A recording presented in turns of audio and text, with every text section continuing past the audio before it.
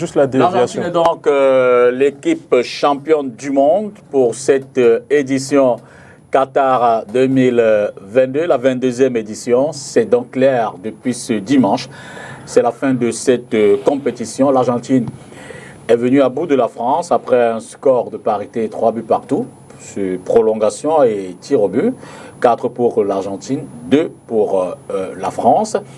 Léo Messi est le meilleur joueur de cette Coupe du Monde et Mbappé est le meilleur buteur avec 8 buts. On va faire rapidement le bilan de cette compétition. Bilan global, bilan africain et bilan pour le Cameroun. Ce sera également la dernière édition de la tribune du mondial ce matin. Donc en deuxième partie tout à l'heure, on va vous donner la parole pour nous accompagner dans ce bilan. Je suis avec Anthony Ongene, bonjour. Bonjour M. Dipita, bonjour à tous les nombreux téléspectateurs de STV2 qui est l'une des meilleures chaînes du Cameroun. Merci infiniment. Paul-Emmanuel, bonjour. Bonjour Dipita, bonjour Anthony, bonjour à tous. Toi, cette voix qui est cassante, cassée. Bon, forcément que je suis triste, mais bon, on est là, hein. C'est le sport. Peut-être pour entrer en Anthony, on aura eu une belle Coupe du Monde. Une très belle qui s'est étendue sur un mois. Qu'on n'a pas vu passer. Voilà, qu'on n'a pas vu passer, qui nous a fait vibrer et dont l'organisation a été remarquable, tant par la qualité des infrastructures, qu'elles soient hôtelières, qu'elles soient autoroutières, qu'elles soient aéroportières, qu'elles soient même des stades. Vraiment, c'était de la minutie, de la qualité, de la classe. Et on va par exemple observer qu'il n'y a pas eu d'incident majeur du côté du Qatar, ce qui est un point très très positif à leur organisation, parce que nous ne l'oublions pas, ce n'est qu'un petit émirati de 300 000 personnes, mais qui a réussi ce qui dépasse quelquefois les grandes nations du football et même certaines grandes nations sur le plan du développement économique. Donc c'était quelque chose de magnifique. Et surtout, nous avons aussi observé que tous les 32 participants méritaient leur place à cette Coupe du Monde, étant donné que nous ne retenons particulièrement pas une équipe qui a été très faible, dont le niveau sportif et compétitif des équipes nationales aujourd'hui est en train de monter d'un cran. Et je pense même que cette Coupe du Monde qui vient de s'achever est l'une des plus belles de ces 30 dernières années, tant sur tous ces éléments que j'ai évoqués, mais aussi sur la ferveur, parce que faire des ponts aériens tels qu'on les a vus, voir 50 000 Argentins hier au stade, 55 000 Marocains qui arrivent depuis Casa, ça prouve que voilà, et on ne va pas oublier que le Cameroun aussi s'est fait bien représenter à cette Coupe du Monde avec d'une part l'équipe nationale, d'une autre part des influenceurs, des animateurs, des artistes, des journalistes. Je pense qu'elle a donné l'occasion aux gens de mettre en avant leur génie. Paul-Emmanuel, 32 équipes au départ, 2 à l'arrivée, une championne. Également sur le plan de jeu, sur le plan des stats, cette Coupe du Monde a eu des révélations. Oui, enfin, ça a été une très belle Coupe du Monde, comme l'a dit mon cher copanéliste, parce que moi, en tout cas, de toutes les Coupes du Monde que j'ai vues, je suis plus jeune que vous, mais c'est la plus belle que j'ai vue. Je ne peux pas dire que ce soit la plus belle de l'histoire, même s'il y a des chances. Mais en tout cas, ça a été une très belle Coupe du Monde. Et on a vu certainement le plus beau match de la compétition lors de la finale. Bon, le dénouement est triste pour moi, mais il ne faut pas que ça altère mon jugement. Parce que, très sincèrement, il y a eu de très beaux matchs. Même si dans le jeu, on a vu que le manque de préparation a pu perturber certaines nations, tous les participants ont quand même tout donné. C'est vrai que le niveau n'est pas similaire pour chacun des participants, mais ça a été une très belle Coupe du Monde, réussie par le Qatar en termes d'organisation, parce qu'effectivement, on n'a pas vu d'accro majeur lors de la Coupe du Monde. Donc, je pense que ça donne une bonne image à ce pays-là, même s'il y a beaucoup de choses à redire, mais si on s'en tient strictement à l'organisation, au déroulement des matchs, etc., ça s'est très bien passé. Donc le fan de football que je suis est heureux à ce niveau-là. Évidemment, le supporter français ne l'est pas. Mais il ne faut pas non plus voir le verre à moitié vide ou à moitié plein. Ça dépend comment on le prend. Parce que être en finale de Coupe du Monde, qu'on gagne ou pas, c'est une chance. Peut-être, qui sait, que dans mon vivant, je ne verrai plus l'équipe de France être championne du monde ou aller en finale. Je ne pense pas, mais on ne sait jamais ce qui peut se passer. L'Argentine a eu une dizaine de 36 ans et on voit qu'ils ont fini par gagner hier. Donc, à chaque stade de la compétition, il faut être conscient de la chance qu'on a. Rien que de participer à la Coupe du Monde, c'est une très belle chose, parce qu'il y a des pays qui ne le font pas, il y a des pays qui attendent des décennies pour le faire. Et donc, chaque participant peut être satisfait de sa compétition. Et qu'est-ce qu'on peut retenir sur le plan des statistiques, de façon globale? Sur le plan des statistiques, déjà, ça a été une Coupe du Monde très prolifique. Je n'ai pas les chiffres exacts, mais on a eu pas mal de matchs où il y a eu beaucoup de buts. Rien que la finale, quand on regarde, 6 buts. 3 buts partout, ça va au tir au but. Donc, ça ponctue vraiment bien la compétition. Après, il y a un homme qui a impressionné tout son monde. Certes, il y a Lionel Messi, mais je pense surtout à Kylian Mbappé. Kylian Mbappé, de par sa jeunesse, qui s'inscrit déjà dans le panthéon mondial du football. Justement, là, je vais commenter le bilan, mais Kylian Mbappé, on voit que sur ces 2 Coupes du Monde, il a déjà 12 buts inscrits. Quand on se souvient que le record de Miroslav Klose est à 16 buts, il me semble.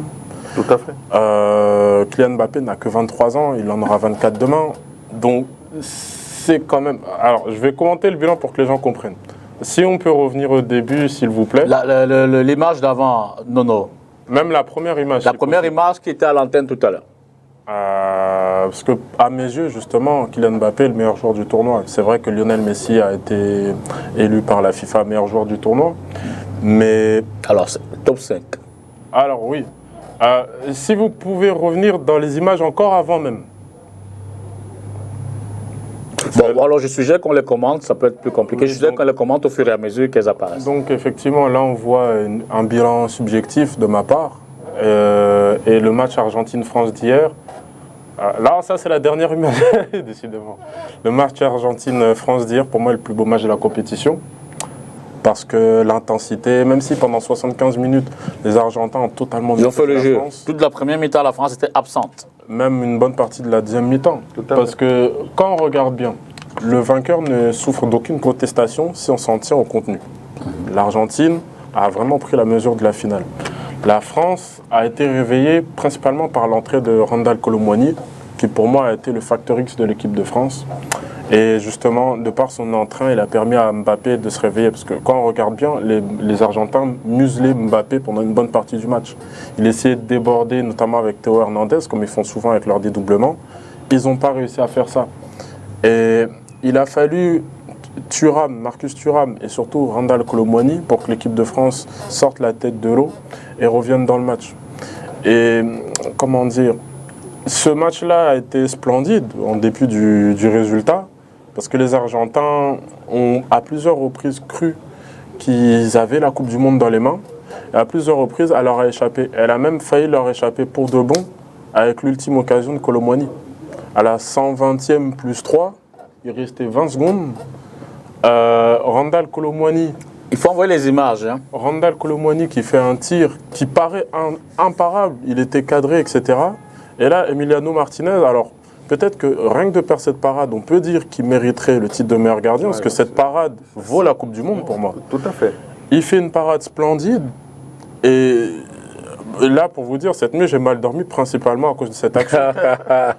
Parce qu'il ne peut pas faire mieux, Randal Kolo Muani, on ne peut pas lui en vouloir. Emiliano Martinez détend sa jambe et sort le ballon. Et au tir au but, on l'avait déjà dit par le passé, mais Emiliano Martinez, c'est certainement le meilleur gardien du monde sur l'exercice des tirs au but. Donc moi, je savais qu'il fallait que la France gagne avant les tirs au but, parce que sinon, c'était mort. Et on l'a vu, il a intimidé les joueurs français qui ont tiré. Coman a tiré sur lui, et Tchouaméni a carrément raté. Parce que je pense qu'il est rentré dans la tête de Tchouaméni. Juste avant le tir de Tchouaméni, il a balancé le ballon sur le côté. Donc déjà, il y a ça comme intimidation. Et ensuite, on voit comment Tchouaméni tire hors cadre. Parce que je pense que Tchouaméni veut se dire, il faut que je la place le mieux possible pour pas qu'il arrête. D'accord. Alors, Anthony, cette Coupe du Monde a également été, et surtout, ou certainement, une Coupe du Monde de la diplomatie. Le Qatar a réussi à se remettre en selle. Avant cette compétition, on l'a dit, on l'a décrié assez. Il était dénoncé un certain nombre de pratiques, pas forcément en termes de respect des droits de l'homme, en termes comment on dit ça, d'exploitation de ceux qui ont travaillé pour construire. Bref, il y a eu tout un schéma, sans oublier qu'il y a eu un Qatargate qui est en cours. Il y a eu tout un schéma autour de cette compétition, autour de ce pays qui tendait à discréditer. Mais au sortir de là, tout le monde semble apaisé, satisfait, même si certaines questions restent pendantes. C'est vrai que ce que nous devons tirer comme conclusion, c'est tout simplement que le monde bouge. Le monde bouge et il n'est plus figé. Du coup,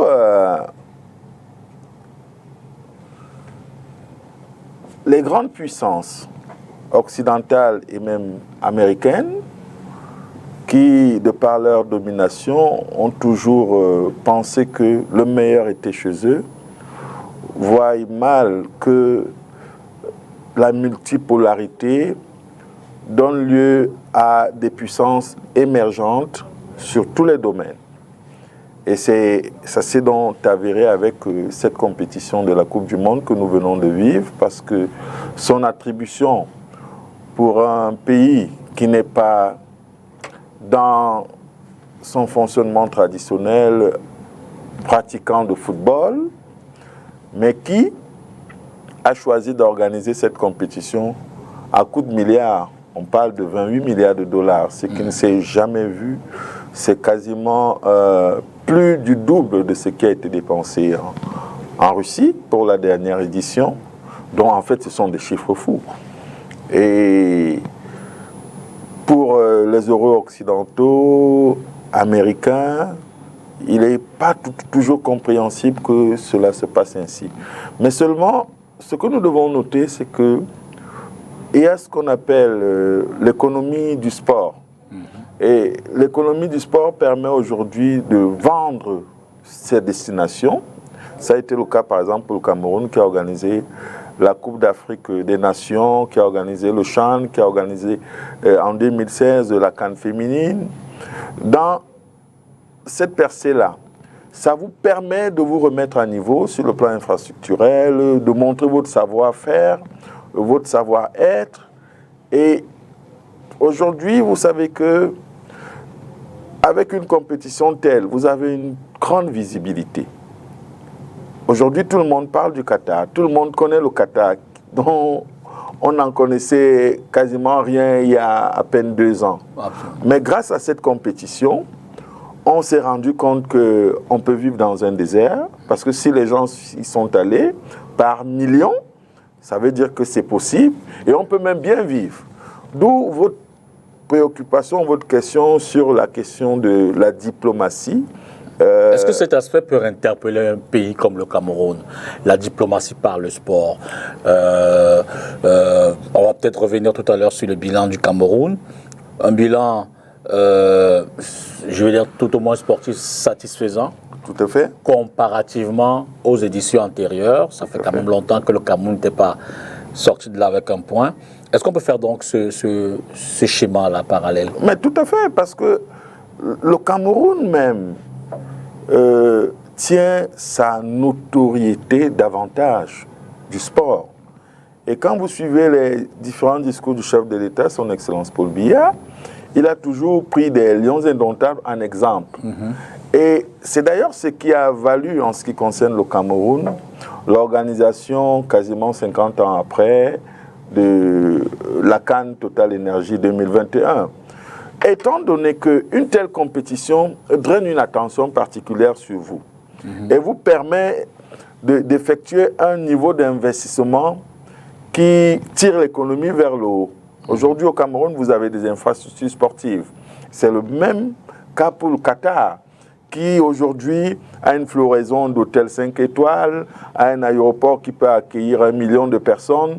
Et ça permet par la suite de booster le tourisme, de booster l'économie, de booster même l'industrie. Parce que pour la première fois, si nous prenons le cas du Qatar, des stades climatisés, c'est de la technologie, ça veut dire c'est high-tech, et ça va permettre aux citoyens de ce pays de se mettre en niveau, même si, avec le transfert des technologies qui vient de l'Occident et des Amériques, il va naturellement s'imposer le fait que les Qataris vont devoir se mettre à l'école de cette connaissance. Absolument. Et c'est ça qui crée la transformation, c'est ça qui favorise le développement, d'où l'importance de la diplomatie sportive aujourd'hui.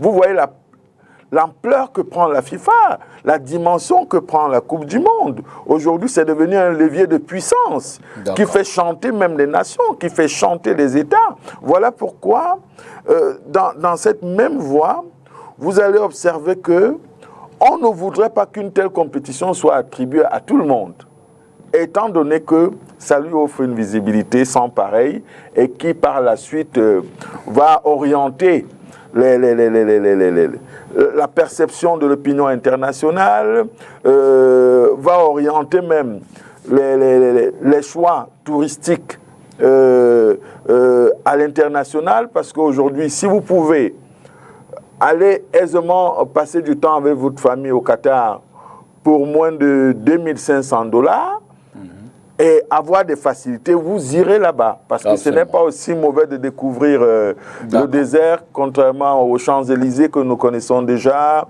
ou alors à Hollywood. Donc, c'est très important ce que le Qatar a fait et je pense que ça doit inspirer beaucoup de pays. Si la région est en harmonie avec nous, on va certainement prendre la pause et revenir derrière pour la suite du débrief de cette Coupe du Monde.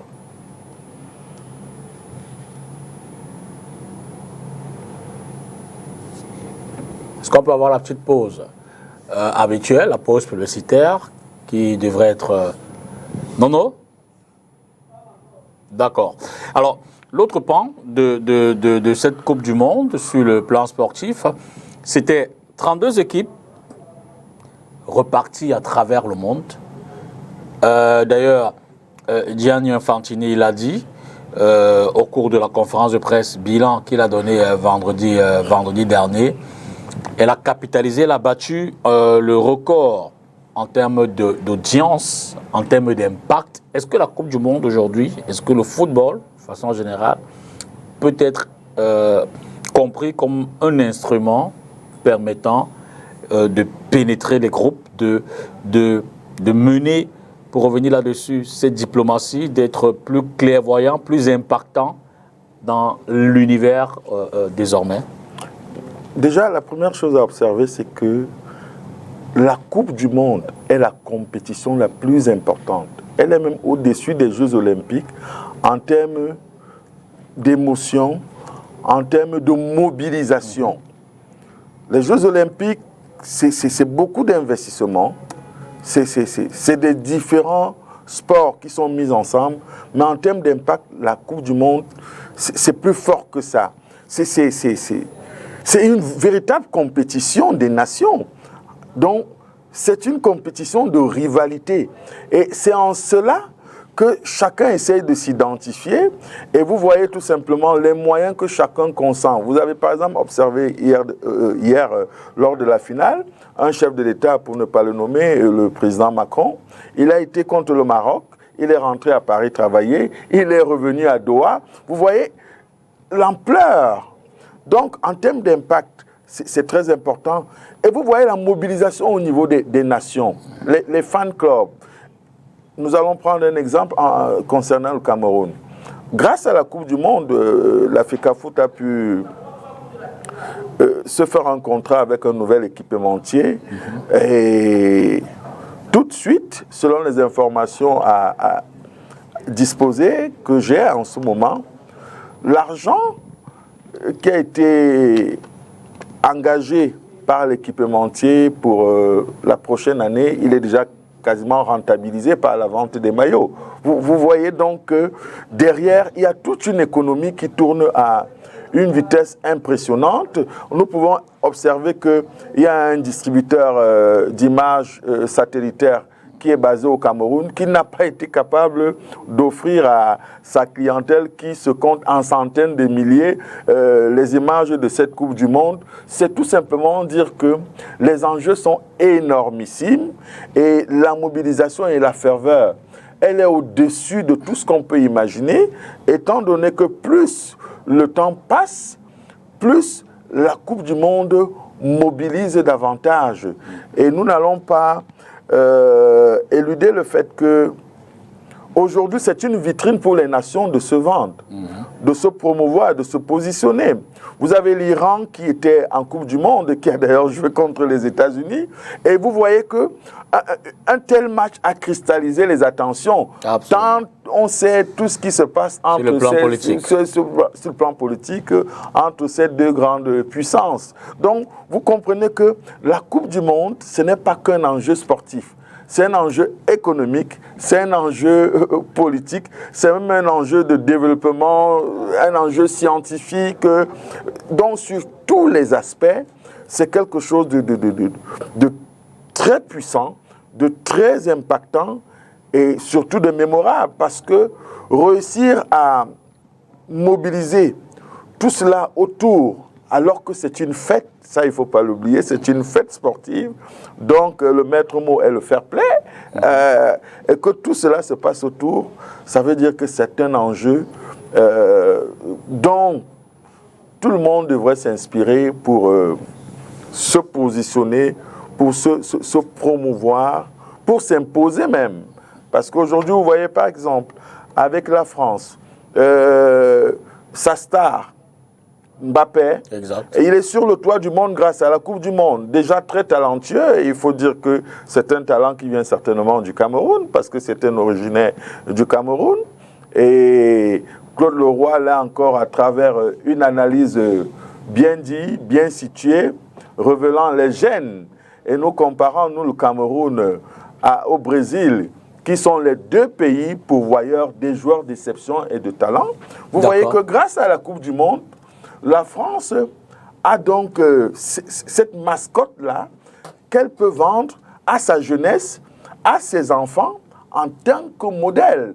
Donc, c'est quelque chose de pluriel. Elle permet même d'éduquer. La preuve, aujourd'hui, avec ce qui s'est passé du côté de Qatar, vous voyez aussi que chaque pays peut s'imposer. Parce que le Qatar a imposé ses règles et elle n'a pas voulu en discuter. Et ça, c'est le côté politique. Tout le monde s'y est plié. L'Allemagne en a d'ailleurs payé les frais et bien fait pour elle, comme elle a été sortie un peu plus tôt. Paul-Emmanuel, on va refaire donc les statistiques autour de cette compétition. 32 nations de 5 confédérations différentes. Alors, quels sont les éléments forts à retenir? Alors, je ne sais pas si on aura la pub entre-temps, mais... Ils vont nous signaler, hein. Non, on nous dira si on devra prendre la pub. La pub, c'est bon, d'accord. On fait la pause pub et on revient derrière.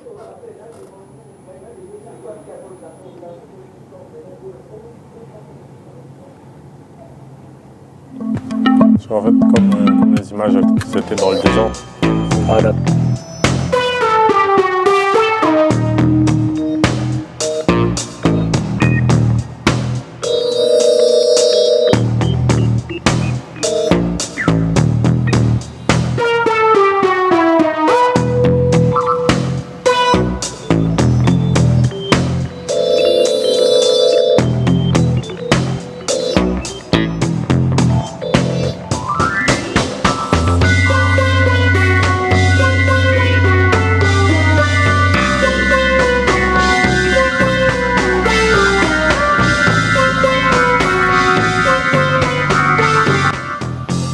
Ceci est un message du ministère des Transports.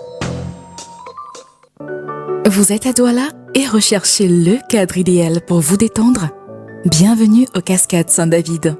Découvrez son restaurant ouvert tous les jours à 12h, dans un décor chaleureux où la créativité n'a pas de limite. Un espace modulable pour vos événements et un snack bar qui allie charme et esthétique pour des soirées inoubliables entre amis ou en famille. Les Cascades Saint-David, situées à Bonapriso, entre le Carrefour Hôtel de l'Air et le rond-point Youpoué, dans l'enceinte de l'hôtel Résidence Saint-David. Téléphone 655 10 40 00 650 04 94 94.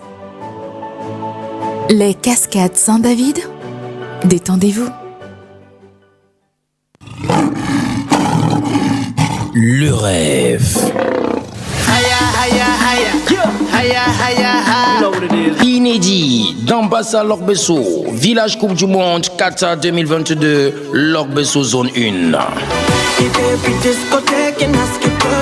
Venez vivre 6 à l'espace vert Lorbesso, face Supermarché Bao, du 18 novembre au 18 décembre 2022. Toutes les émotions de joie et d'amour du football mondial. Stand disponible, opérateur économique, mécène. Venez associer votre image de marque à cette magnifique foi du football. Contact 6 93 90 28 36 6 90 58 56 61. Avec Itoro Qatar, rêvons grand.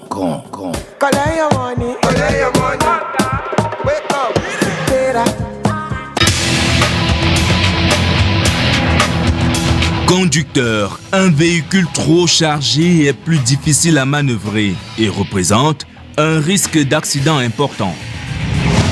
Ceci est un message du ministère des Transports. Retour sur ce plateau pour poursuivre évidemment cette dernière édition de la Tribune du Mondial avec Paul-Emmanuel et d'ailleurs certainement également les téléspectateurs qui vont appeler. Anthony Ongeni est encore dans le studio également, nos deux invités pour ce matin, en guise de fin de schéma. Alors, Paul-Emmanuel, vous allez peut-être nous donner un certain nombre d'éléments que vous avez retenus, qui selon vous sont des éléments forts de cette compétition. En même temps, on va ouvrir l'antenne pour que ceux qui voudraient contribuer le fassent. Allez-y. Alors, ce qui est intéressant avec cet exercice, c'est que chacun d'entre nous aurait pu le faire. Vous auriez pu le faire, vous auriez pu le faire, chacun des téléspectateurs aurait pu le faire. C'est un bilan très subjectif que j'ai fait, donc aucune personne n'aurait le même que quelqu'un d'autre. Donc je ne sais pas si les images peuvent suivre à l'instant. La régie va nous envoyer les images certainement, non. Voilà. Donc là, comme vous l'avez vu, j'ai fait une tier list des participants. On voit sur le côté, je ne sais pas si c'est très lisible, leur niveau de performance respectif. Donc en partant du bas vers le haut, grosso modo, la performance est croissante. Alors comme j'ai dit, c'est subjectif, on n'aurait pas chacun le même tableau. Mais comme vous pouvez le voir, j'ai mis que les équipes qui, à mes yeux, ont montré un niveau insuffisant lors de la compétition sont le Qatar, l'Iran, le Pays de Galles et le Costa Rica. Je ne vais pas développer sur chaque participant parce que ça serait trop long sinon. Ensuite, au niveau des... Moi-même, je n'arrive pas à bien lire, mais je crois que c'est les désillusions. Il y a le Danemark, la Belgique et l'Allemagne. Parce qu'à mon goût, ils n'ont pas répondu aux attentes qu'on avait d'elles avant la compétition, surtout le Danemark. Les déceptions, à mes yeux, c'est-à-dire, ils ont montré de belles dispositions par moment, mais pas à chaque moment de la compétition. L'Équateur, le Mexique, l'Espagne, la Serbie, le Ghana et l'Uruguay. La plus grosse déception de toutes ces équipes-là, je dirais même que c'est l'Espagne, parce qu'ils ont commencé avec un 7-0. Beaucoup de gens auraient pu se dire, aïe, ils vont aller jusqu'au bout, etc. Surtout qu'ils restaient sur un beau championnat d'Europe. Donc on aurait pu se dire que ça allait dans la même lignée.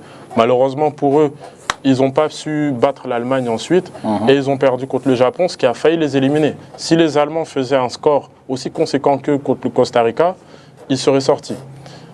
Ensuite, les équipes qui, à mon goût, ont fait un mondial moyen, mais pour des raisons diverses, pas pour les mêmes raisons chacune.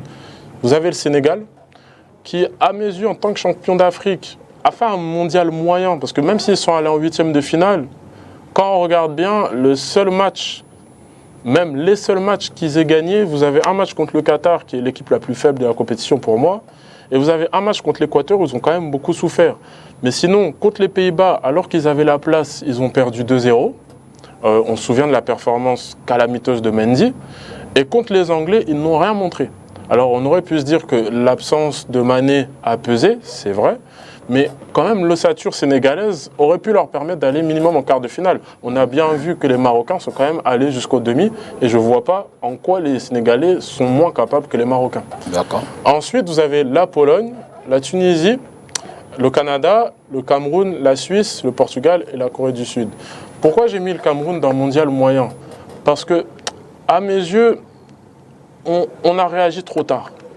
C'est-à-dire que ce qui nous élimine quand on regarde bien, c'est la deuxième période contre la Suisse. Et ce qui est frustrant, c'est que c'est le premier match. Alors on a déjà développé à ce propos, mais le Cameroun aurait pu aller en huitième de finale. On ne peut pas refaire l'histoire, mais c'est pour ça que je qualifie cela de mondial moyen. J'aurais dit que c'était un mondial réussi. Mondial moyen dans le résultat, dans la performance, mais dans le résultat, il y a quand même...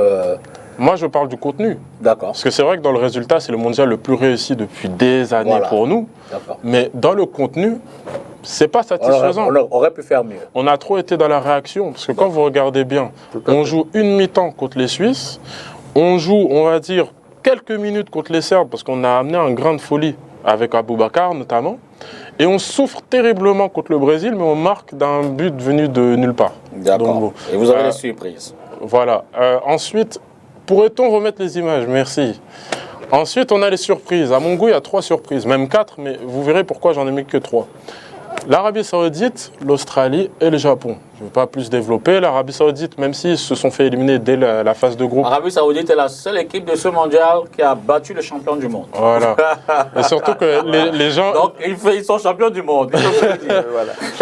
Les gens faisaient déjà des parallèles au moment où ils ont battu l'Argentine. Parce que beaucoup de gens disaient l'Espagne aussi en 2010 a perdu son premier match contre la Suisse. Donc, ça veut dire que l'Argentine sera championne du monde. Il y a des gens qui ont, entre guillemets, vu le sacre argentin. L'Australie, parce qu'elle a quand même mis à mal tant le finaliste que le champion du monde quand on regarde. Elle était dans le groupe de la France, elle a dérangé la France dans les premières minutes. Et ensuite, contre l'Argentine, alors qu'on la voyait comme une victime expiatoire de l'Argentine, ils ont failli égaliser, ils ont perdu avec les honneurs.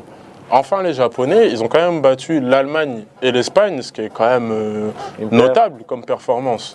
Et en huitième, malheureusement pour eux, ils sont tombés contre la Croatie alors qu'ils menaient au score. Mais c'est quand même une très belle équipe, le Japon. Ensuite, on vient sur les équipes qui, à mon goût, ont fait un bon mondial. Alors, certaines personnes pourraient dire qu'on pourrait rétrograder de catégorie certaines de ces équipes-là. Mais à mon goût, les Pays-Bas, l'Angleterre, les États-Unis, la Croatie et le Brésil ont fait ce que je pourrais qualifier d'être bon mondial, si on regarde le contenu. C'est vrai que si on regarde le stade auquel se sont arrêtées ces équipes, pour certaines, ça pourrait être frustrant. Par exemple, le Brésil, on les attendait quand même potentiels champions du monde. Éliminés en quart, on pourrait dire que c'est un mauvais mondial.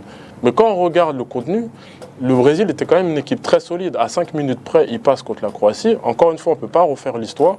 Mais si on s'en tient au contenu, l'avenir sera certainement radieux pour le Brésil s'il continue à travailler. Il ne faut pas qu'il laisse la frustration prendre le dessus. Enfin, les 4 autres équipes que j'ai citées, notamment l'Angleterre contre la France, sans s'en tient au contenu, c'est tout comme hier. L'Angleterre a dominé la France. L'Angleterre aurait dû passer même. Harry Kane n'a pas eu le flegme que Mbappé a eu hier, c'est-à-dire avoir 2 pénaltys dans le même match et mettre les 2 pénaltys. Harry Kane a mis le premier, il a raté le deuxième. Alors on peut dire que Hugo Lloris est son coéquipier à Tottenham, que ça a peut-être joué, mais quand vous voyez qu'un homme comme Kylian Mbappé met ses 2 pénaltys durant un match face au meilleur gardien au monde dans l'exercice des pénaltys, ça vous montre quand même que Mbappé fait partie du top, des très très grands. Et enfin, on a les équipes qui, selon moi, ont réalisé un excellent mondial. Donc parmi ces équipes-là, vous avez l'équipe qui, à mes yeux, est la principale surprise de la compétition. Mais surprise qui n'en est pas une au stade où ils se sont arrêtés, c'est le Maroc. Le Maroc a réalisé un très beau mondial. Et malheureusement pour eux, leurs 2 derniers matchs ternissent un peu leur bilan. Maintenant, sa monture. Le physique les a lâchés en chemin. Voilà. Et ensuite, évidemment, vous avez les 2 finalistes, l'Argentine et la France. L'Argentine, pourquoi? Parce que de tous les participants, des 32 participants, c'est l'équipe qui a le plus montré sur le plan du jeu, très honnêtement. Même si leur comportement peut laisser à désirer, mais comme vous l'avez dit tout à l'heure en off, ce sont des à côté. Mais si on s'en tient au jeu, c'est l'équipe qui a le plus montré. La défaite contre l'Arabie Saoudite aurait pu en tromper certains, mais si on accepte cette défaite-là, il ne faut quand même pas oublier que c'est une équipe qui avait une série d'invincibilité très longue avant. Donc ça montre quand même que Lionel Scaloni a vraiment bâti un collectif et on a vu hier que ça finit par... Alors, et sur les top 5 des matchs? Alors, sur le top 5 des matchs, mes chers amis de la régie, pourriez-vous mettre les images? Merci. Donc vous avez en 5e match, alors comme je l'ai dit, c'est subjectif. Je n'ai pas mis par exemple Brésil-Croatie dans ce top, alors que Brésil-Croatie a quand même montré un scénario haletant. Un très haut niveau. Là, vous avez le 5e match, le numéro 5, Portugal-Ghana. Quand on se souvient bien, il y a eu la glissade de Williams à la toute fin. Il aurait pu égaliser. C'est un match où les Ghanéens ont vraiment porté haut leurs couleurs. On peut passer au numéro 4, s'il vous plaît. Numéro 4, Angleterre-France, quart de finale. Là, on le voit, c'est la frustration d'Harry Kane après son pénalty raté. Match très disputé, où la France a beaucoup souffert, mais la France a montré quand même un pragmatisme admirable, pragmatisme qui les a emmenés jusqu'en finale, malgré une équipe supposée équipe B. Et il faut quand même rendre honneur à Didier Deschamps, parce que c'est un sélectionneur incroyable. Il a mené ces joueurs-là en finale de Coupe du Monde. Numéro 3, s'il vous plaît. Numéro 3, c'est un match qu'on connaît bien, Cameroun-Serbie. Un match qui nous a tous rendus fous, avec notamment l'entrée d'Aboubacar qui a été décisive. Match qui s'est avéré quand même un peu frustrant parce qu'on aurait pu s'imposer au final, on a eu quelques occasions. Mais un match où on a vu que malgré les moyens limités des Lions, ils ont quand même mis tout leur cœur sur le terrain. Ils ont eu le Hemley. Voilà, le Hemley. Ils ont eu envie. Numéro 2, s'il vous plaît. Numéro 2, quart de finale, Pays-Bas-Argentine, 2 buts partout, victoire des Argentins au tir au but. En fait, quand on regarde ce match, quand on regarde le contenu, c'est plus ou moins le même contenu que la finale. C'est-à-dire, l'Argentine mène 2-0, l'Argentine maîtrise le match. Mais on ne sait comment, l'Argentine, 10 minutes avant la fin, concède d'abord un premier but. Et là, cette fois-ci, ils ont concédé leur deuxième but à la toute fin. Parce qu'il y a eu 10 minutes de temps additionnel en seconde période. Et après une combinaison superbe des Néerlandais sur coup franc, les Néerlandais égalisent. La supériorité physique des Néerlandais aurait pu leur permettre de s'imposer en prolongation, tout comme les Français auraient pu s'imposer en prolongation hier. Et au final, les Argentins, grâce à leur gardien... La chance du champion. Voilà, on peut dire la chance du champion, mais on voit que sur l'exercice des tirs au but, les Argentins sont quand même rompus à cet exercice. Ils se sont tant imposés ce jour-là que lors de la finale ou même lors de la Copa América. Il ne faut pas oublier qu'ils avaient eu aussi des tirs au but lors de cette compétition. Donc, c'était une victoire méritée pour les Argentins qui avaient montré plus de choses dans le contenu. Mais là, comme vous pouvez le voir sur cette image, ils ternissent leur contenu avec des choses qui ne sont pas vraiment fair-play. Première image et sans surprise, s'il vous plaît, la finale d'hier. Match splendide, match de légende même. Rien à redire. Parce que c'est vrai qu'on n'a pas vraiment de recul, c'était il y a quelques heures. Mais quand on regarde le vainqueur, et c'est mérité pour l'Argentine dans le contenu, c'est vrai que la France a eu des occasions pour mettre un 4e but, etc. Mais si on s'en tient au contenu, c'est mérité pour les Argentins. Et là, on voit Lionel Messi qui soulève la Coupe du Monde. C'est quand même un beau symbole pour lui, parce que à mes yeux, c'était déjà le meilleur joueur de tous les temps. Mais le fait qu'il ait la Coupe du Monde, personne ne peut rien redire après ça. Donc c'est un bel accomplissement pour lui. Bon, on va faire le top 10 des buts. Oui. Mais exemple peut-être de relancer à nouveau siège sur quelles sont les leçons que notre pays, le Cameroun, au sortir d'abord de sa participation, mais à la fin d'une compétition comme celle-là, doit se dire. Qu'est-ce qu'on peut retenir? Qu'est-ce qu'on doit... qui s'est peut-être imité, je ne sais pas. Non, la Coupe du Monde Qatar 2022 devrait inspirer pas seulement notre pays, mais les pays qui rêvent d'être grands. Et dans le cas du nôtre, nous avons la vision de l'émergence à l'aune de 2035. Et vous voyez que quand vous fixez un cap, vous devez travailler. Et les Qataris ont démontré que à partir du travail, ils peuvent réussir à faire... C'est tout un exploit. On a transformé un désert, on y a posé des infrastructures, on n'a pas regardé. Parce que chez nous, nous pouvons bien avoir l'ambition de faire de grandes choses, mais nous ne nous donnons pas les moyens. Il n'y a qu'à voir la CAN Total Énergie qui vient de se terminer, où le stade qui devrait en principe porter le nom du chef de l'État, son Excellence Paul Biya, n'est pas arrivé à être achevé. Donc, quand nous faisons donc ce parallèle, nous nous disons il faudrait que nous soyons davantage sérieux. Ça, c'est une leçon dans l'engagement au travail que des pays qui ont une volonté de s'élever aussi au rang des grands pays devraient prendre comme source d'inspiration. Il y a un autre aspect, c'est l'aspect, je dirais, chauvin. Parce que quand on dit souvent le patriotisme, tout le monde peut être patriote, mais il faut être chauvin. Tout à l'heure, Paul disait, vous voyez des pays comme l'Argentine, la France, le Maroc, ils arrivent à faire des charters de 50 000 personnes. Nous, on s'assoit derrière nos téléphones au Cameroun et on va tout critiquer. On est parfois même financièrement aisé, mais on ne fait pas le saut ou alors le geste d'accompagnement qu'il faut. Parce que quand une équipe nationale, elle est engagée, nous avons évoqué la question de la compétition. Donc, c'est un affront. C'est comme un soldat qui est sur un champ d'honneur. Donc, il doit avoir le soutien de la population. Le soutien, ce n'est pas seulement avec la bouche, comme nous le faisons, mais c'est aussi accompagné dans un chauvinisme. Et c'est ça que moi j'aime, par exemple, auprès des grandes puissances, parce que c'est ce chauvinisme-là qui vous affirme à l'international. Hier, il y avait 6 000 Français qui étaient au stade. Il y en avait 50 000 Argentins. Et quand vous voyez en termes économiques, la France est un pays largement au-dessus sur le plan économique que l'Argentine. Mais vous voyez que les Argentins qui sont des football, on dit au moins avec cet aspect-là, on peut s'affirmer. Et une autre chose à retenir de ce mondial, c'est que supporter, c'est se tenir derrière. Absolument. Ce n'est pas se tenir devant ou entre. Au Cameroun, malheureusement, nous avons l'exercice facile de la critique, et la critique acerbe, sans proposition. Donc ça veut dire qu'il faut jeter l'anathème. Et nous pouvons, par exemple, l'une des leçons de l'échec des Lions indomptables, c'est que nous n'avons pas vu un pays uni derrière son équipe, un pays en cohésion.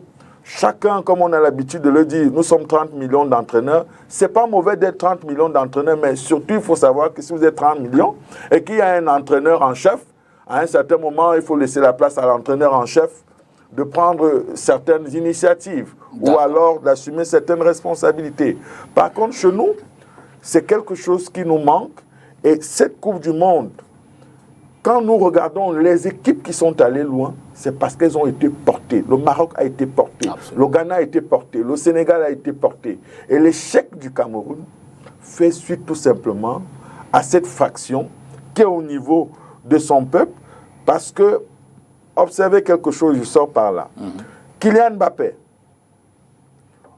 on a tout essayé pour le bloquer, mais comme en France, on avait dit c'est le meilleur, ils ont capitalisé sur lui, et à chaque fois, vous aviez l'impression qu'il y avait ces ondes, si on prend la finale d'hier, qui à un certain moment arrivait, il se transformait sur un stade, et vous pouvez filer 3 buts à une finale de Coupe du Monde et en marquer 4 à l'espace de la série des tirs au but. 6, 73, 65, 75, 55, la ligne est ouverte. On va poursuivre avec vous, Paul-Emmanuel, pour le top 10 des buts et l'appui de la régie. Alors, le top 10 des buts, dès que l'image illustrera mon propos, je commencerai. Le top 10 des buts, Nono. Est-ce qu'on peut avoir les slides?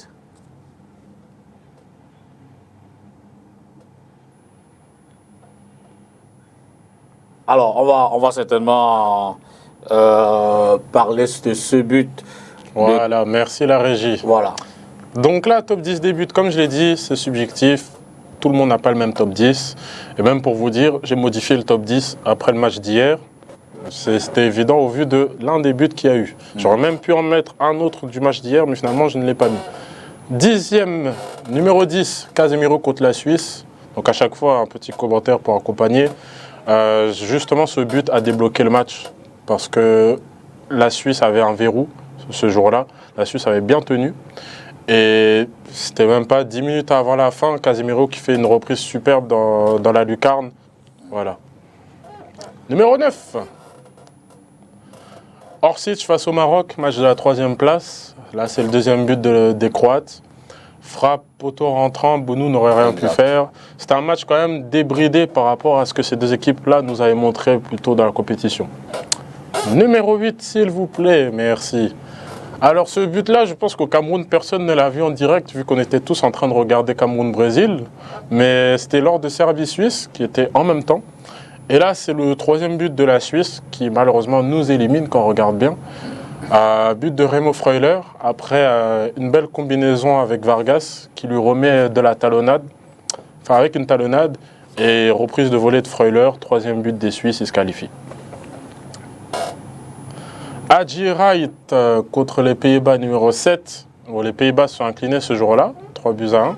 Mais comme on le voit à l'image, alors là on peut se dire, est-ce qu'il y aura but, est-ce qu'il n'y aura pas but? Il a fait une sorte de talonnade qui tope sur la pelouse le ballon. Et Noppert, le gardien qui pourtant fait 2,3 m, n'a pas pu la récupérer. Ça allait dans le petit filet, donc c'est un but assez cocasse, mais quand même très beau quand on le regarde. Numéro 6, merci. Alda Ossari face aux Argentins. Je pense qu'on se souvient tous de ce match-là. Premier match des Argentins, défaite 2-1. Et il me semble que c'était le 2e but des Saoudiens. Il me semble. Frappe pleine lucarne. On voit que Martinez, même s'il essaie de faire un arrêt de la main, il ne réussit pas parce que c'est vraiment pleine lucarne. On voit que Alda Ossari en fond quasiment déséquilibré parce qu'il a tout donné dans cette frappe. Et malgré la présence massive des Argentins dans le stade, l'Albiceleste s'est incliné ce jour-là. Numéro 5, alors Mbappé, c'est pas la seule fois qu'on va le voir dans ce top, parce qu'il a quand même illuminé la compétition. Là, c'est son 2e but contre la Pologne. Il en a mis 2 ce jour-là, c'est pour ça que je précise 2e but. Le premier, c'était déjà une frappe splendide, imparable pour Szczęsny. Mais là, le 2e, on voit qu'il s'amuse des défenseurs polonais. Et il met une frappe en pleine lucarne qui clôt le match, 3-1. Voilà. Chavez contre l'Arabie Saoudite, numéro 4. Coup franc qui a été kilométré, ou plutôt qui a eu, je crois, plus de 100 km/h au niveau de la frappe. C'était une frappe très puissante, pleine lucarne. Le gardien saoudien n'aurait rien pu faire. Malheureusement pour les Mexicains, ils ne se sont pas qualifiés. Alors Mbappé, encore une fois, numéro 3. Et là, je pense que vous reconnaissez le but. C'est le 2e but qu'il a inscrit hier. La finale. Un but très difficile quand on regarde, parce que Thuram lui remet de manière lobée. On peut se dire qu'il va la contrôler, il va essayer d'affronter Martinez en face à face. Mais non, reprise immédiate de Kylian Mbappé et imparable pour Martinez. Numéro 2, Richarlison contre la Serbie. 2e but de Richarlison ce jour-là. Reprise de volée sublime, il se l'emmène tout seul.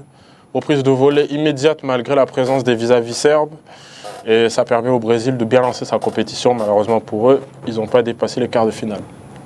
Et je pense qu'il n'y avait pas de suspense sur le numéro 1. C'est pas parce qu'on est au Cameroun, mais franchement, je pense dans le monde entier, on pourrait élire ce but-là comme le plus beau but de la compétition. Vincent Aboubakar contre la Serbie. Alors, on aurait pu se dire qu'il fait l'image en dit long d'ailleurs. Effectivement. Le Serbe, là, qui est par terre, là, le défenseur, il l'élimine sur un crochet. Et il a le sang-froid pour faire jeune, on appelait ça la virgule. Il a le sang-froid pour faire une louche sur le gardien serbe. Donc, Aboubakar, vraiment, il a fait une très belle compétition. Et c'est un très beau souvenir pour nous, même si on ne s'est pas imposé, parce que c'est le plus beau but de la compétition. Tout à fait. Voilà, maintenant on va peut-être faire les pires équipes du tournoi. Allô, bonjour. Personne en ligne. Vous allez remettre le numéro. Hein. On va faire les pires équipes du tournoi. Vous parlez du Qatar. Bon, alors, ça c'est logique. Sans surprise, pire équipe du tournoi, le Qatar. Dans le contenu, ils n'ont pas montré grand-chose à mes yeux. Ils n'avaient pas le niveau, tout simplement. C'était du marketing. Effectivement, alors ils ont bien organisé le tournoi. L'enjeu pour le Qatar, c'était pas le football. Parce que déjà, dès le premier match, on a vu qu'il y avait un écart de niveau avec une équipe comme l'Équateur qui, même si elle a montré de belles choses... Argumenter, parce que si ça avait été le football, ils auraient pu faire comme la Guinée équatoriale lors d'une Coupe d'Afrique ici. Ils ont voilà, mais quand vous regardez ils sont allés nationaliser les Brésiliens et tout le reste. Quand vous regardez dans cette équipe, vous avez des gens d'origine soudanaise, tanzanienne. Seconde zone, je veux dire. Mais effectivement, troisième zone, vous voulez dire. C'est pas un pays fait pour une Coupe du Monde. C'est vrai que ce sont les champions d'Asie en titre. Mais non, mais je veux dire que dans ce choix, ils ont montré qu'en réalité, le jeu n'est pas forcément la priorité. Ouais. Ils auraient pu faire des recrutements de bons, meilleurs joueurs, des Brésiliens par exemple, des Argentins qui peut-être... Les statuts de la FIFA ne le permettent pas. Mais après, c'est triste pour eux qu'ils aient fait une compétition pareille, parce qu'ils ont quand même bien organisé la compétition. Danemark. Alors, s'il vous plaît, la régie. Merci. Le Danemark, pour moi, c'est la principale déception du tournoi. Parce qu'avant le tournoi, beaucoup de gens les voyaient comme l'outsider principal. Beaucoup de gens voyaient même le Danemark premier de son groupe devant l'équipe de France. Donc, C'est dommage pour eux qu'ils soient sortis dès la phase de groupe. Après, comme vous l'avez dit tout à l'heure, est-ce que les prises d'opposition extra-sportives du Danemark leur ont valu de l'Allemagne. Hein. Et de l'Allemagne aussi, j'allais y venir, leur ont valu une élimination prématurée. Parce que je pense la nature rattrape toujours les mauvais défauts. Ils ont mis quand même beaucoup d'énergie dans des choses qui ne concernent pas le terrain. Ce qui peut se comprendre, mais malheureusement pour eux, ils ne sont pas assez concentrés sur le terrain. C'est dommage. La régie, s'il vous plaît, merci. La surprise du tournoi, donc sans surprise, le Maroc, on l'a déjà dit. Voilà. Une très belle défense. Meilleur jeune joueur, la suite? Alors, le meilleur jeune joueur du tournoi, encore une fois, c'est subjectif. Le meilleur jeune joueur, selon la FIFA, c'est Enzo Fernandez de l'Argentine, le milieu défensif, qui a fait une très belle compétition. Mais selon moi, ça aurait dû être Josko Gvardiol, le défenseur de la Croatie, qui, en dépit de sa performance contre Messi en demi-finale, où on se souvient notamment du 3e but, où malgré son âge, Messi balade Gvardiol, il a quand même fait une très belle compétition. Et on a vu lors du match de la 3e place qu'il s'est remis à l'endroit mentalement. Il a même participé aux offensives. Le meilleur gardien à mes yeux, alors encore une fois, selon la FIFA, c'est Emiliano Martinez, le gardien de l'Argentine. Mais bon, ce n'est pas une surprise, parce que d'habitude, la FIFA a plutôt tendance à primer les équipes qui gagnent la compétition. Mais au vu du contenu, pour moi, Yacine Bounou symbolise la défense marocaine. Tout à fait. Ça a été vraiment un dernier rempart de choc, notamment sur les tirs au but, qui est quand même un très bon gardien de cet exercice-là. Et c'est dommage pour lui que le Maroc ait quand même pris 4 buts sur les 2 derniers matchs, alors qu'ils en avaient pris. Le physique a failli, malheureusement. Et enfin, le meilleur joueur du tournoi, à mes yeux, encore une fois, c'est Kylian Mbappé. Non pas parce qu'il a mis le plus de buts, mais quand on regarde les matchs, il a quand même eu beaucoup de matchs où c'était compliqué pour lui, où il ne s'est pas exprimé, que ce soit en quart de finale ou en demi-finale. On peut même compter la finale dedans, parce que pendant 75 minutes, Mbappé est muet. Ouais. Mais quand vous regardez, en quart de finale, même s'il est muselé par Kyle Walker, il est impliqué sur les 2 buts. En demi-finale, même si Kylian Mbappé est discret, il est impliqué sur les 2 buts. En finale, il est discret pendant 75 minutes, il met un triplé. Donc, je ne parle même pas de la phase de groupe ou du 8e contre la Pologne. Ça vous montre quand même que c'est un joueur d'une autre dimension qui, en dépit de sa jeunesse... Mais je précise que selon la FIFA, le ballon d'or de la compétition, c'est Lionel Messi. Voilà. Maintenant, Mbappé, lui, il a été meilleur buteur. Oui. D'accord. Alors, et si on finit par le classement?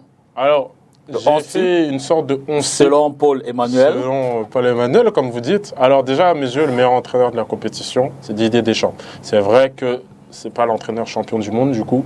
Mais quand on regarde le bricolage qu'il a opéré autour de cette équipe de France, quand on regarde la jeunesse de certains membres de l'équipe de France, et quand on regarde aussi son utilisation limitée de l'effectif de l'équipe de France, en dépit des défections, emmener cette équipe-là en finale, c'est une performance incroyable. Et on a vu que son pragmatisme a battu pas mal de tactiques au fur et à mesure de la compétition. Donc, gardien de but, vous avez Yacine Bounou, comme je l'ai dit. Quand vous voyez des joueurs écrits juste en dessous, c'est les joueurs qui viennent en 2e position, selon moi, à cette position-là. Donc, je ne vais pas développer pour chaque position, ça serait trop long. Donc, Livakovic, le gardien de la Croatie, pour moi, le 2e meilleur gardien de la compétition. De gauche à droite de la défense, vous avez Acuna de la défense argentine, Josko Gvardiol de la Croatie, comme j'ai dit, Otamendi de l'Argentine, Dumfries des Pays-Bas. On passe à l'image suivante, merci. Au milieu, vous avez Amrabat, le Marocain, qui s'est quand même beaucoup illustré au fur et à mesure de la compétition. Adrien Rabiot et Griezmann, malgré leur finale en demi-teinte, j'estime que c'était les meilleurs milieux de la compétition. Même si, mention très spéciale pour Rodrigo De Paul qui a fait une très belle finale hier, mais pour moi, sa compétition n'a pas été au même niveau que Rabiot et Griezmann. Surtout que Griezmann, ce n'est pas son poste de base. D'accord. Et enfin, on termine avec les attaquants. Mbappé, Giroud, Messi, sans surprise. Giroud et Alvarez, c'est interchangeable. Parce qu'à mes yeux, j'aurais pu mettre tant Alvarez que Giroud. Mais Giroud, de par, comment dire, son histoire avec l'équipe de France, le fait qu'il ait battu un record, le fait qu'il ait joué à l'encontre de l'opinion publique, tant en France que dans le monde, et qu'il ait mis quand même 4 buts lors de la Coupe du Monde, c'est magnifique. Kylian Mbappé et Messi, pour moi, sont les 2 meilleurs joueurs de la compétition. Et j'espère que le Paris Saint-Germain pourra bien bénéficier de ces 2 joueurs-là, parce qu'il ne faut pas oublier que la saison n'est pas terminée. Exact. Les joueurs vont devoir se reposer et revenir.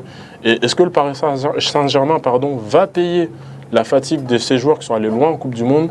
c'est une chose à voir. Alors, on va également sortir de cette dernière édition.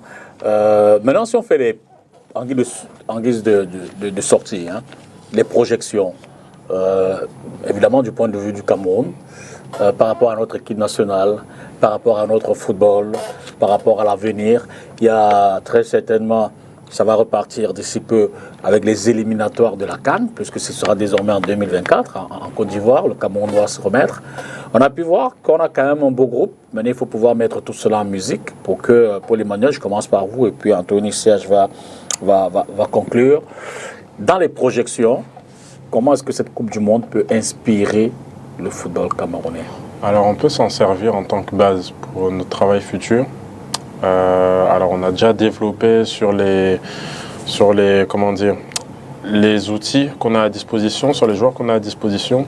C'est vrai qu'on n'a peut-être pas le meilleur effectif au monde, mais il faut optimiser nos ressources.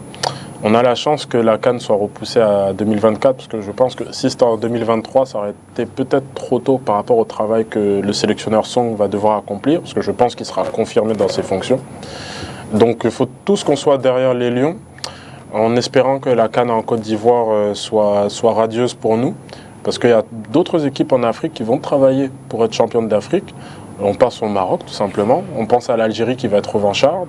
On pense à la Côte d'Ivoire qui sera haute de la compétition. Donc, il ne faut pas qu'on y aille la fleur au fusil. Il faut qu'on travaille et j'espère qu'on va faire une très belle compétition. C'est Jean-Tony.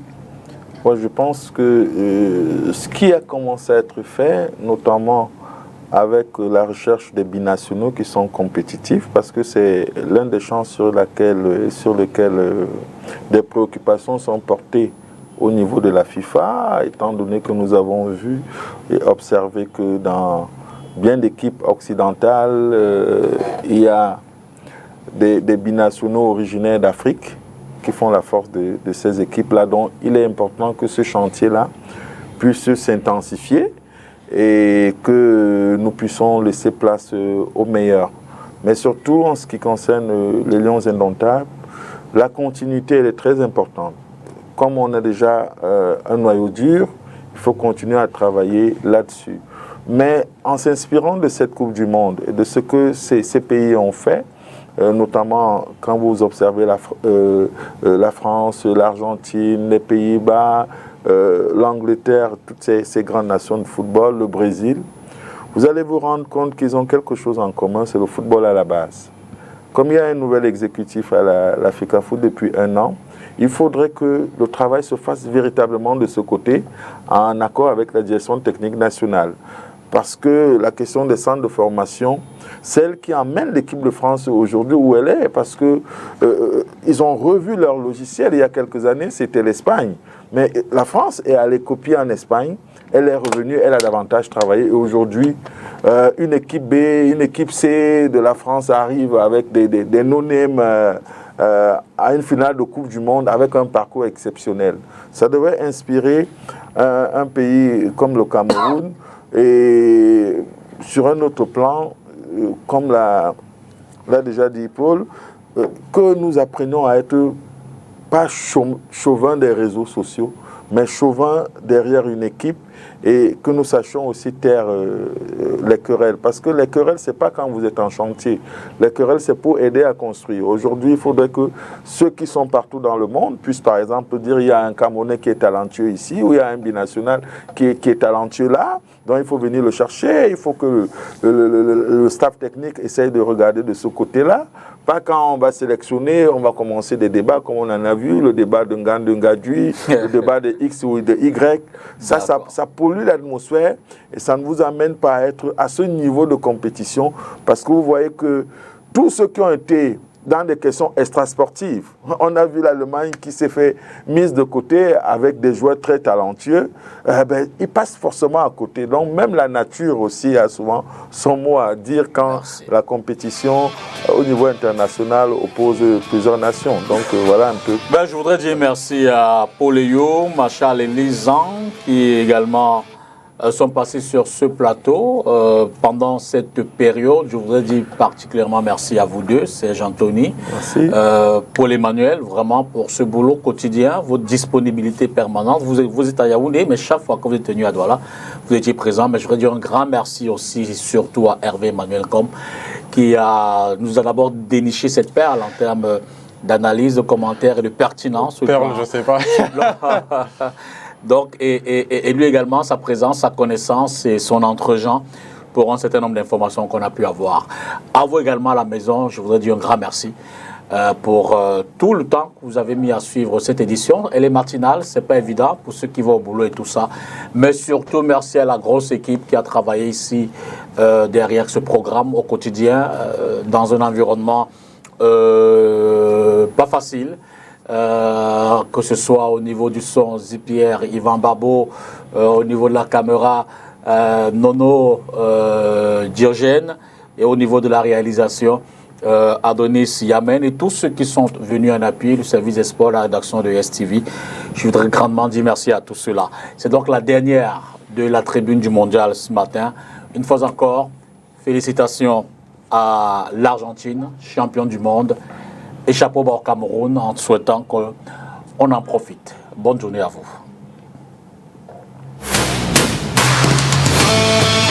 Ouf!